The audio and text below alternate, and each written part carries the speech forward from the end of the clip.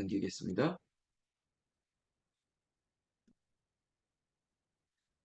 우리가 민수기 말씀을 보면서 하나님 앞에 우리가 서원을, 약속을, 그리고 우리의 입술의 말이 하나님께서 다 들으신다는 것, 우리는 확신 가운데 있습니다. 여러분, 들으실 뿐만 아니라 또한 우리의 상황을, 우리의 삶을 보고 계신다는 거죠. 들으시는 하나님, 그리고 우리를 주목하고 살피고 보고 계시는 하나님. 그럼 우리는 하나님 앞에서 그람되어 우리는 어떻게 살아야 될까? 여러분, 그 물음에 저희 대답은 예배하며 사는 것입니다. 하나님 앞에 예배를 드리는 삶입니다. 오늘 민수기 15장 1절에 보면 여호와께서 모세에게 말씀하여 이르시되 이스라엘 자손에게 말하여 그들에게 이르라 너희는 내가 주어 살게 한 땅에 들어가서 여호와께 화제나 번제나 소원을 갚는 제사나 이런 얘기가 시작되고 있습니다. 하나님은 약속하셨습니다. 내가 너희에게 약속한 땅, 그 가나안이 성취될 것이라는 것이죠. 하나님께서는 허투루 말씀하신 것이 아니라 너희에게 약속한 그 땅으로 너희가 들어가게 될 것이다. 그러면 그 땅에서 무엇을 해야 될까? 제가 오늘 모두에 말씀드렸던 우리는 하나님 앞에서 어떻게 살아야 될까? 그리고 우리가 이 땅에서 무엇을 하며 살아야 될까라는 추가적인 질문을 드린다면 다시 한번 예배하는 삶이고 예배를 드리는 것입니다. 하나님이 기뻐하시는 예배, 또 하나님께서 우리에게 이 예배 받으시기 위해서 우리를 구원하신 것입니다. 우리가 예배 드릴 수밖에 없는 삶으로 이끄시기 위해서 독생자 아들 예수 그리스도를 십자가에 죽어 그리고 그를 통해 그의 이름으로 우리가 나아올 수 있게 한 것입니다. 지금부터 보게 될 아주 이 복잡한 제사의 방식에서 예수 그리스도께서 단번에 죽어 우리가 그로 말미암아 우리가 담대하게 나아갈 수 있게 됐던 이 은혜, 바로 이것이 바로 예배입니다. 그런데 이 당시에 3절부터 보면 그 예물을 하나님께 드리는 예배를 위해서 아주 복잡한 방식, 어쩌면 엄격한 규율과 법도가 있었습니다.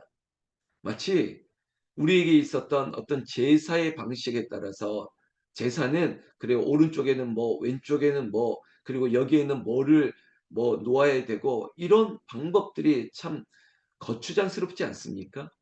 지금도 여전히 어떤 집안은 뭐 1년에 18번을 14번을 뭐 이런 제사의 횟수가 있다라고 하는 그 제사 참 번거롭겠죠. 그럴 때마다 뭐 제가 말했던 그 제사를 위한 준비 과정, 이 모든 절차, 이것들이 생략될 수 있다면 참 좋을 텐데 여러분 그때나 우리가 말하는 전통적인 제사 이 모든 것들을 피할 수 있는 유일한 방법은 예수 그리스도의 피로 말미암아 우리가 성소로 지성소로 담대히 나아갈 수 있게 했던 것처럼 예수 그리스도 이름은 진리로 말미암아 우리를 자유케 하는 것입니다. 그래 이런 형식과 이런 방법이 아니라 예수 그리스도 그분이 우리를 자유케 했기 때문에 이러한 방식의 문제가 아니라 그의 이름의 존재 자체가 그 삶 가운데 있다면 형식은 파괴되어도 문제가 되지 않는다는 것을 예수 그리스도를 영접하고 제사가 아닌 예배 드리는 삶으로 바뀌었던 집안마다 참된 기쁨과 평안을 누리게 되는 것을 저는 여러 번 보았습니다. 오늘 이 말씀 앞에 나는 예배하는 여러분들의 가정이 혹시라도 제사와 같은 여러 가지 방법, 아니 여러분들이 제사라고 하는 이 부분들이 예배로 바뀌어지기를 우리 주 예수님의 이름으로 축원합니다. 자, 그렇다면 당시에 드렸던 구약의 제사, 우리는 3절부터 쭉 읽지만 여러분 이것을 제가 낱낱이 이것은 무엇이다, 그래 여기에 재료가 뭘 들어간다, 이것을 논하고 싶지는 않습니다. 그러나 하나님의 제사를 받으시는 하나님의 마음 중에 꼭 언급하고 싶은 것은 번제든 아니면 그 뭐 속죄제든 속건제든 화제든 그리고 소제든 하나님이 받으시기에 합당한 것이 되어야 됩니다. 그런데 우리는 때로는 이 예배가 받으시는 분이 아니라 나에게 합당한 예배를 드리려고 하는 그런 실수, 누를 범할 때가 있습니다. 나의 만족이 되는 예배, 그래서 찬송이라고 하는 것도요. 때로는 우리가 뭐 저와 같은 신학교에서 찬송의 원리 중에 하나는 받으시는 주체, 그분을 향해서 우리가 올려 드려야 될 노래가 돼야 됩니다. 그래서 그것이 멜로디의 그리고 가사의 문제를 삼는 것이 아니라 하나님의 이름을, 그리고 하나님의 영광이, 예수 그리스도를 향한 찬송과 존귀가 맑은 있어야지 그게 찬양인 것이지. 우리의 심상을, 그 가사가, 그 멜로디가 우리에게 마치 주목되어지는 노래인다면 세상 노래와 다를 것이 없는 것이죠. 제사의 본질도 마찬가지입니다. 하나님이 받으시기에 합당한 것이 되어야 될 텐데 하나님은 제사 드리는 우리의 예배자들의 형편을 알고 있습니다.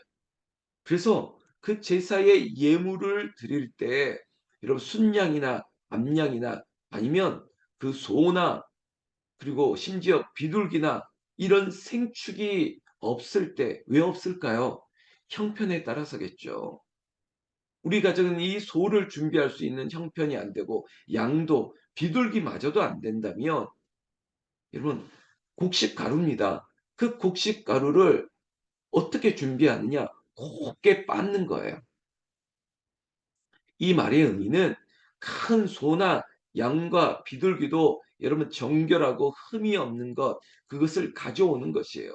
그것은 비싼 것을 가져오라는 것이 아니라 예배자의 마음이에요.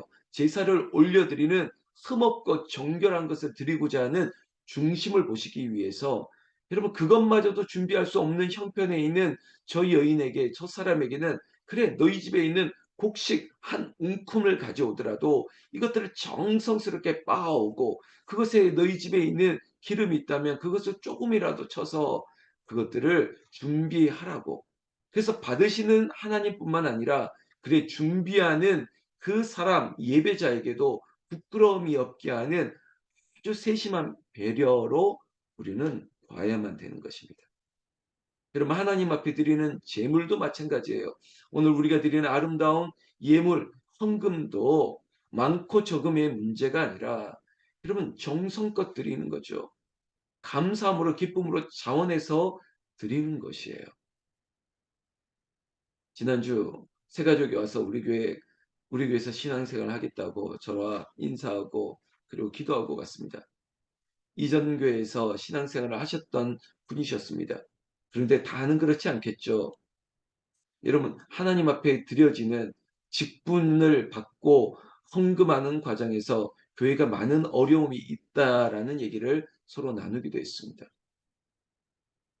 그러나 우리 교회는 그렇지 않습니다. 그렇지 말자고 선언하고 그리고 실천하고 있습니다. 왜? 각각의 형편이 다르기 때문입니다.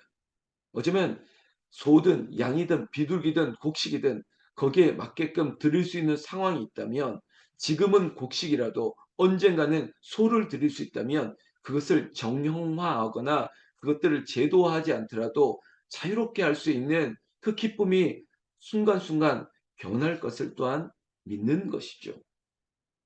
그래서 오늘 우리가 15장을 보면서 그래 이러이러한 제사 가운데 이렇게도 드리는구나 보면서 여러분 성경 말씀 12절 보십시오. 너희가 준비하는 수요를 따라 각기 수요에 맞게 하라라고 얘기하고 있습니다. 저는 이 문장을 여러 번 줄을 쳤습니다. 준비하는 수요를 따라 각기 수요에 맞게 하라. 여러분 저는 여러분들의 가정에 여러분들의 형편에 맞게끔 또 여러분들에게 주신 것만큼 하라는 것입니다. 이 말이 여러분 어떻게 들리십니까?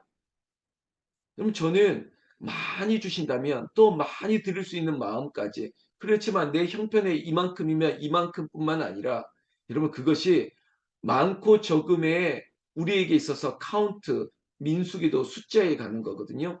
그 숫자는요 결국은 중심의 문제입니다. 우리의 많고 적음은 우리의 중심의 문제지 말 그대로 세상이 말하는 그래 내가 가지고 있는 이 숫자의 문제가 아니라는 것이죠.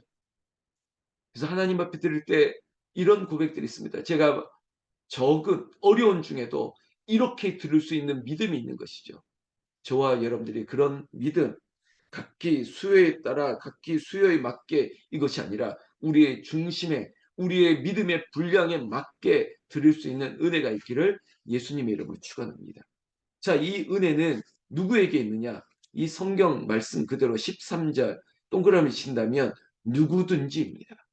누구든지 이 은혜가 있을 것이라는 거죠. 그래 하나님께서는 허용하셨습니다. 누구든지 너희의 중심에 맞는 예배를 드리면서 이 예배의 자격은 누구에게 있느냐? 13절에 보면 본토 소생이 이렇게 되어 있습니다.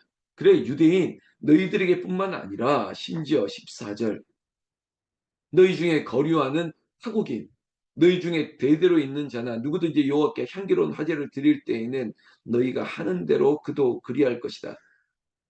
그럼 누구든지 예배의 자격은요 누구든지입니다. 교회에 올 수 있는 자격은 누구든지 있습니다. 이 성전으로 나올 수 있는 자격은 예수 그리스도께서 십자가의 피로 죽으시고 부활하신 그 생명의 길 오직 내가 곧 길이오라고 했던 예수님이 우리에게 생명의 길을 열어놓으셨기 때문에 누구든지 나올 수 있겠습니다. 하나님 앞에 드리는 예물도 누구든지 나의 중심에 따라 드릴 수 있는 것뿐만 아니라 예수의 이름으로 나은 이 길을 누구든지 나가게 되었습니다. 이게 은혜죠. 이게 축복인 것입니다. 15절에 회중 곧 너희에게나 거류하는 타국인이나 뭐 나그네든 외국인이든 누구든 제가 어제부터 목요일까지 여러분 긴 시간 이 장애인에 관련된 공부를 하고 있습니다. 다시 한번 하고 있습니다. 여러분 아시지 않습니까? 제가 사회복지를 공부했던 사람임에도 불구하고 다시 한번 공부하고 있습니다. 이렇게 어떤 용어가 바뀐 것들을 제가 어제 좀 체크를 했습니다. 그래, 그때는 내가 공부할 때는 이런 단어 있지. 예를 들어서 제가 공부할 때는 간질이라고 하는 장애 유형의 간질이라고 표현을 그대로 했었거든요. 그런데 요즘은 언제부터 바뀐지는 잘 모르겠는데 여러분 뇌병변 막 이런 뇌전증 막 이런 단어를 구체적으로 쓰더라고요. 그거는 성경에도 마찬가지죠. 제가 어릴 때는 야 문둥병자 막 이런 단어를 썼지만 지금은 나병 이런 표현을 성경에도 여러분 다시 한번 이렇게 수정한 것처럼 아 그래 지체장애인은 이런 부류가 있었지 그래 뇌병변이 있었지 그래 또한 우리가 말하는 이 눈에 대한 부분도 그래 완전히 보이지 못하는 부분도 있지만 그러나 난맹 보이지 못하는 그런 시력이 저하된 장애도 있지 그래 듣지 못하는 것도 이런 게 있지 막 이러면서 그럼 우리의 삶의 다름을 인정할 수 있는 그리고 그들에게 있어서 장애에 대해서 어떻게 느껴야 되는 감수성에 대한 문제 이런 거 오래전에 들었지만 다시 한번 새기면서 그리고 우리가 앞으로 함께 사는 사회 가운데 그래 누구든지 오늘 성경이 말하는 누구든지 외국인이든 나그네든 본토 소생이든 심지어 우리에게 있어서 핸디캡이라고 하는 장애가 있던 어떤 유형이든 간에 동일한 것입니다. 누구든지 예수 이름으로 나아갈 수 있게 되는 것이죠. 제가 오늘부터 저는 설교자의 일주일 막 이런 마치 루틴을 본다면 주일 예배가 끝나면 그날 밤부터 다음 주일 설교를 생각하고 기도하게 됩니다. 근데 내일이죠. 내일 모레죠. 장애인의 날 그리고 장애인 주일 어떤 말씀을 해야 될까? 어젯밤에 갑자기 이 생각이 됐습니다. 공감이라고 하는 하나님은 공감하시는 분이시지. 그리고 우리가 이 세상 가운데 함께 웃고 함께 우는 그런 공동체, 그것을 세상은 유토피아라고 말하고 그런 세상은 없다 말하지만 우리 교회에서는 하나님의 나라에서는 이 공동체를 이룰 수 있다는 거죠. 이번 주일 설교가 아마 그 공감에 대한 함께 울고 함께 웃는 이 공동체에 대한 설교를 준비하게 될 것 같은데요. 사랑하는 성도 여러분, 새벽을 깨운 여러분, 오늘 민수기 15장 1절부터 21절까지 여호와께 드리는 제물, 하나님께 나아가는 예배의 이 모습 가운데 중요한 것은 누구든지 나아갈 수 있다는 것입니다. 지금 우리 교회도 만민이 기도하는 집 누구든지 올 수 있습니다. 그렇다면 이 누구든지 들어올 수 있는 이 길을 또한 열어 놓는 것도 중요하겠죠. 문턱이 낮은 교회, 언제나 환영하는 교회, 그리고 죄 있는 자들이 와서 죄의 문제를 해결하고 자유함을 얻는 교회. 그렇기 때문에 죄인이 오는 것입니다. 여러분, 누가 죄인을 죄인이라고 말할 수 있겠습니까? 오직 유일한 심판자, 구원자 되시는 하나님께서 우리에게 죄 없다 선언해 주시고 우리를 자유롭게 놓아 주시는 그 은혜를 우리가 누릴 수 있는 곳이 교회거든요. 하나님께 드리는 이 예배로 나올 수 있는 이 길을 여러분들이 열어 주시고 우리 모두가 이 자유함의 기쁨과 감사를 우리 공동체 기도원 홍은교회가 누릴 수 있도록 우리 주 예수님의 이름으로 축원합니다. 축원합니다.